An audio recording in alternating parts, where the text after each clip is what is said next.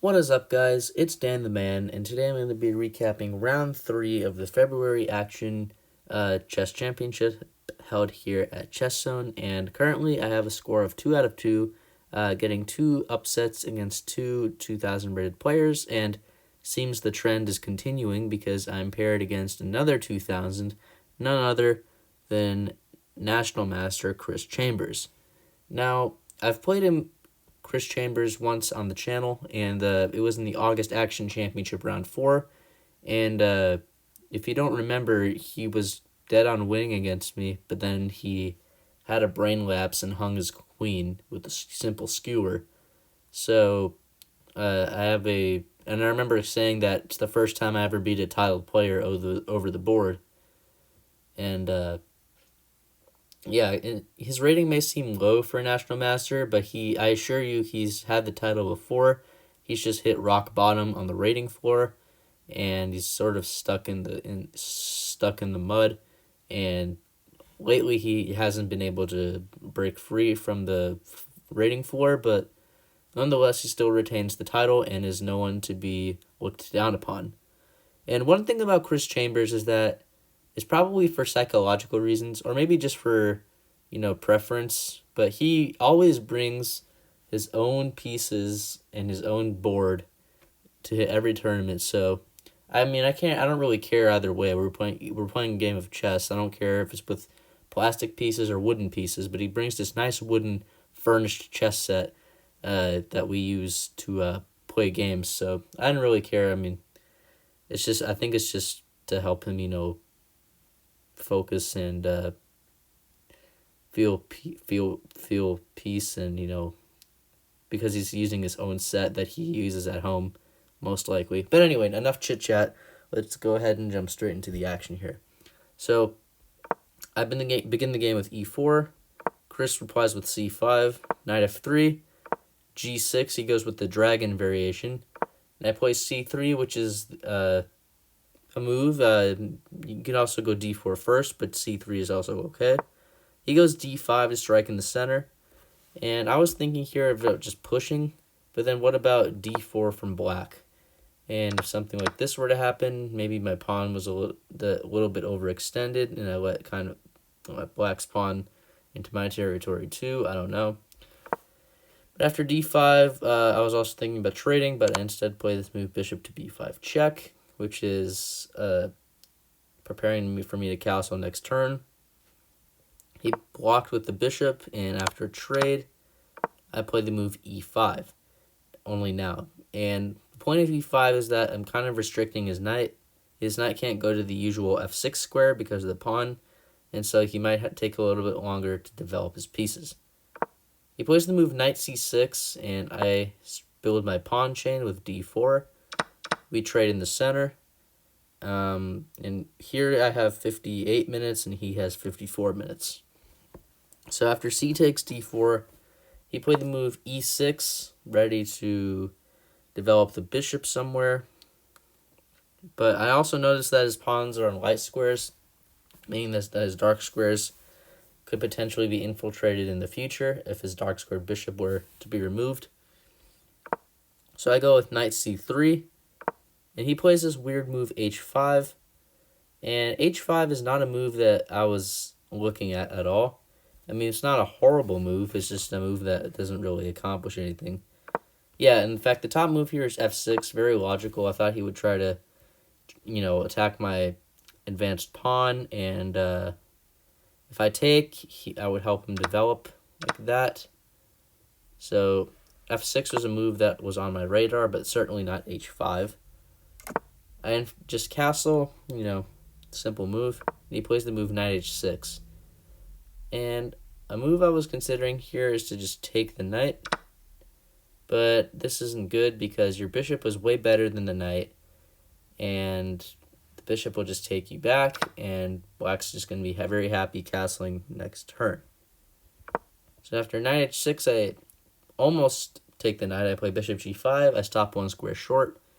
And I'm preventing him from castling queenside if he were to do that. And at the same time, just, controlling the dark squares near his king. He played the move bishop to e7 here, and I again have the opportunity to take on h6, but this time it's better because the rook will take instead of the bishop, and he already can't castle kingside. So if he were to castle, he'd have to do it on the queen side, but that's a little bit more risky for him. So I had that option. So here I played the move, after bishop e7, I played the move knight b5, which is a mistake. But it's only if black plays the move knight f5, which he does. So let's talk about why other moves don't work. If you take the bishop here on g5, my idea was to throw in this check, and the king has to move somewhere. And then after you take back, black can't castle. That was the whole point. If they play a6 to try to boot the knight away, I would take the bishop, and if they take my bishop, I would throw in knight d6 check for the obvious reasons I've explained just now. And if he takes my knight, I would just move my bishop here. I would plant my bishop on f6, attacking his rook. His rook would probably go to like f8 or something. And let's see, yeah, you can even play a move like bishop g7 to go for material, attack the knight and the rook. So this was my idea, but he plays the move knight f5, and if I trade bishops here, he has to take with this knight, because he has to keep defending the d6 square. Oh, it's not even best, apparently. Queen takes. Okay, queen takes is better. Yeah, okay, that makes sense. Yeah, queen takes is slightly better, but the point is that you couldn't take with the knight you just put there, because the whole point of knight f5 was to defend this d6 square, which is critically weak. So after knight f5, I play the move rook c1. And the idea of rook c1 is if a6 were to happen, I would take this bishop, and instead of, if he were to take with like this, earlier I wouldn't have any tactics, but here I have knight c7 check, which forks the king and the rook, and I would just be winning a lot of material and completely winning. So after rook c1, he played the move bishop takes g5, and then played the move a6. And here I kind of started to realize that I messed up, because I have to retreat my knight somewhere. I don't do it right away. I play the move queen a4. And queen a4 pins the pawn to the rook, so he can't take it right away. And the most logical move here is to castle. There is one move I was looking at, which is queen to d8. And queen d8, the idea of that move is to defend your rook on a8, but also attack the knight on g5, which means that both knights are hanging. But the engine here says to play the move knight d6, take, and then simply castle here, and life would go on. You would save your knight. Sure, you'd lose this pawn, but the game is far from over. So a6, queen a4, sorry, castles is what I was expecting, and knight c3. And here I had 43 minutes, and after Chris captured on d4 with the f5 knight, he had 32 minutes. And I'm like, okay, I'm down a pawn. This isn't looking great for me. Let's just try to keep holding on, because remember with the Kabalesh game, I was down 3 points of material, but turned it into a win magically. Maybe Chris would be the same way. So I play the move queen to d1. And here he played the move queen e7 to attack my knight on g5. And I just solidify it with f4. And one move I was thinking about is if he plays f6. But if f6 happens, the engine here just says to trade. And, okay. Yeah, engine here, okay, suggests knight e2. And, yeah, this isn't as good as before for black. Rather, Chris plays knight f5 and sinks his knight into the f5 square, where it's practically an outpost. And he's actually threatening to fork on e3. So let's say I play random move. he's just going to bring his knight here and fork my queen and rook, and I'll be even more lost. So after knight f5, I play rook e1 to guard the e3 square. He plays queen b4, which is a fork on my b2 pawn and my f4 pawn. So I try to defend both with queen to d2, but what's annoying is that he plays this move queen to d4 check, which isn't the best move, but it's still a good move on his end because it makes the game for him much simpler. Anyway, queen d4 check. I first didn't realize it was check. I thought I would just move my queen somewhere, but as you can see, it's check. So I have two choices, either to trade queens or I didn't want to trade queens like this because it kind of would just help black gallop their knight into the center. So after queen d4, I sort of make him trade on my terms by playing queen f2. And if he takes, I would like maybe get my king active because it's the end game. Either way, I'm still lost practically. So after queen f2, he played the move rook on a to c8. He isn't trading queens right away, but rather improving another aspect of his position. And I'm kind of like making him trade. I played the move rook e to d1, and then he trades queens on f2.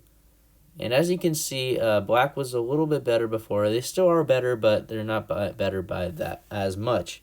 It's only about -1 here, equivalent to him being up a pawn. So if I had my extra pawn, if I had my pawn back, this would basically be a drawn game. So king takes f2. Chris plays the move b5 with the idea of playing b4. And I play h3. I'm trying to create some counterplay on the other side of the board. Let's see. If you were to play b4 here, yeah, this isn't good because knight a4.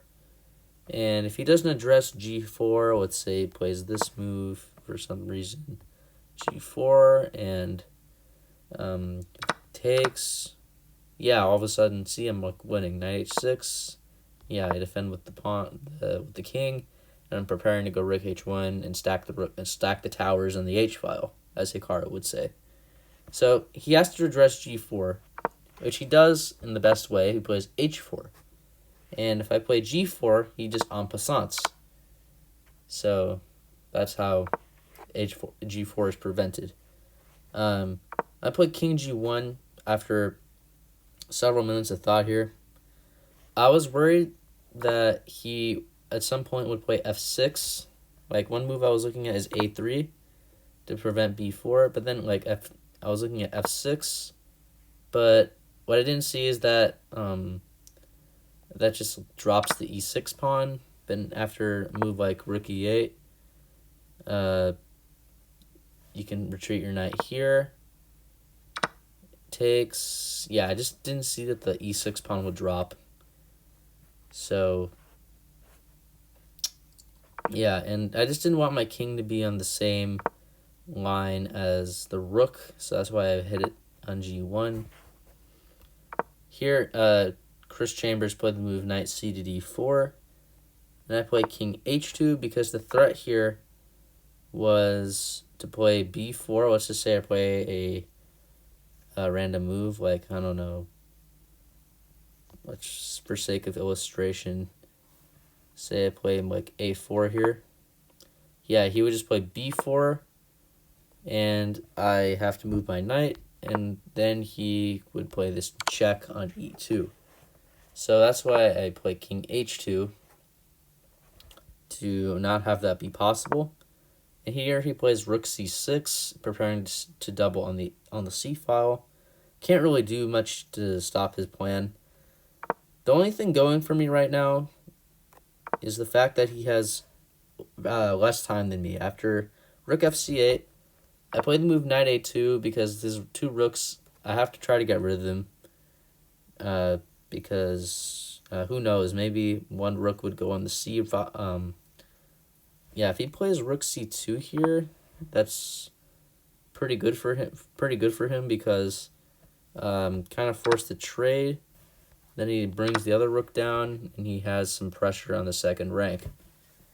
And the only thing going for me right now is the fact that he only has like 10 minutes here, and I have like 20, so maybe he would get panicked from the low time.